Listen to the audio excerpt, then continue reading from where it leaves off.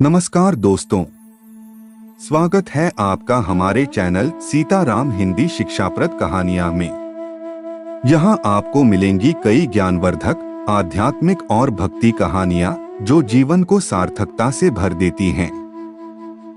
अगर आपको हमारी कहानियां पसंद आए तो कृपया इस वीडियो को लाइक करें और हमारे चैनल को सब्सक्राइब करना न भूलें। तो चलिए आज की कहानी शुरू करते हैं।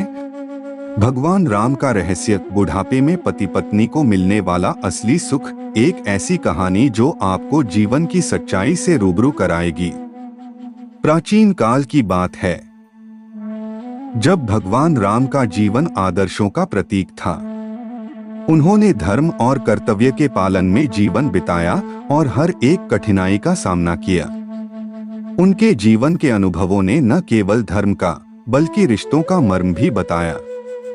कहते हैं, भगवान राम के अनुसार जीवन का एक समय ऐसा आता है जब गति धीमी हो जाती है, शरीर थक जाता है और मन उस पुराने समय को फिर से जीने की चाह रखता है। यह समय है वृद्धावस्था का। राम कहते थे कि जीवन के इस पड़ाव पर जब हर ओर से कमजोरियां घेर लेती हैं और शरीर का जोश धीरे धीरे ठंडा पड़ने लगता है, तब दो ही चीजें होती हैं जो पति पत्नी को संबल देती हैं, स्नेह और समझ। अब ये स्नेह और समझ कैसे काम करती है, यह जानना अपने आप में एक रहस्य से कम नहीं है। तो आइए इस रहस्य को भगवान राम की दृष्टि से जानते हैं।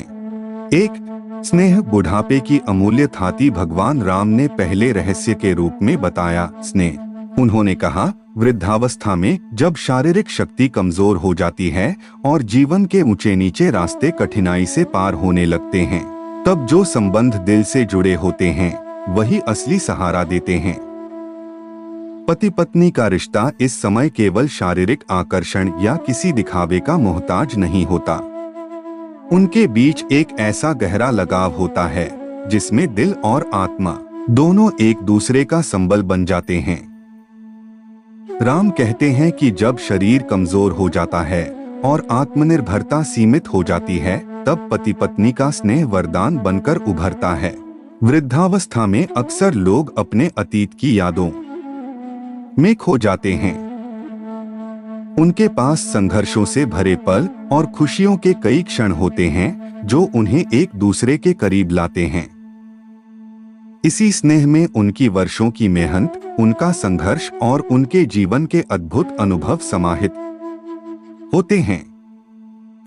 यह स्नेह ही जीवन के अंतिम समय में शक्ति और सहारा बन जाता है, जो हर कठिनाई को पार करने का बल देता है।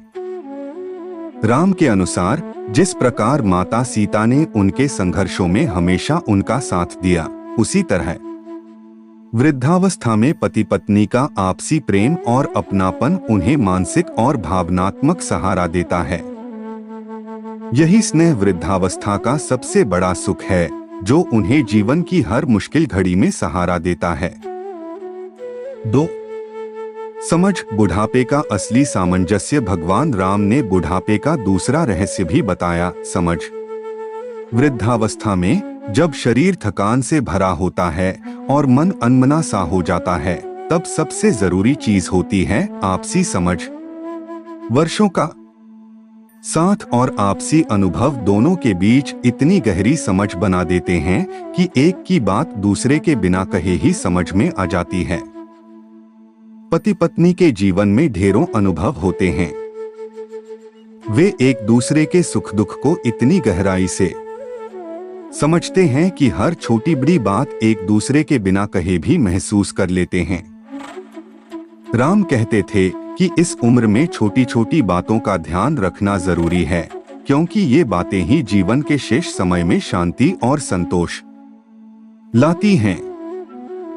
भगवान राम का मानना था कि बुढ़ापे के समय की यह समझदारी जीवन को सरल बना सकती है। जीवन के इस पड़ाव पर जब शारीरिक शक्ति क्षीण हो जाती है, तो आपसी तालमेल ही हर रोज को खुशनुमा और खास बना देता है। यह समझदारी दोनों को अपने हिस्से का धैर्य रखने और जीवन की छोटी छोटी खुशियों का सम्मान करने की प्रेरणा देती है। भगवान राम का कहना था कि अगर आपसी समझ हो तो बुढ़ापे का सफर भी खूबसूरत बन सकता है, चाहे कितनी ही मुश्किलें सामने क्यों न हो। निष्कर्ष, स्नेह और समझ से संबल। इस प्रकार भगवान राम की इन शिक्षाओं से यह स्पष्ट होता है कि वृद्धावस्था में पति पत्नी का सहारा कोई भौतिक सुख सुविधा नहीं है, बल्कि वह स्नेह और समझ है जो एक दूसरे के प्रति प्यार और अपनापन बनाए रखते हैं। ये दोनों चीजें उनके जीवन को संतोष और आनंद से भर देती हैं और उन्हें जीवन के अंतिम समय में भी शांति का अनुभव कराती हैं। दोस्तों, इस कहानी से हमें यह सीखने को मिलता है कि वृद्धावस्था में पति पत्नी का साथ और उनकी आपसी समझ जीवन को सार्थक बनाती है। भगवान राम के इस रहस्य ने हमें यह दिखाया कि जीवन के हर पड़ाव पर स्नेह और समझ ही असली सहारा बनते हैं। अगर आपको यह कहानी पसंद आई हो तो इस वीडियो को लाइक और हमारे चैनल को सब्सक्राइब करना न भूलें। अगली बार हम फिर मिलेंगे एक और नई और प्रेरणादायक कहानी के साथ। तब तक के लिए जय सीताराम।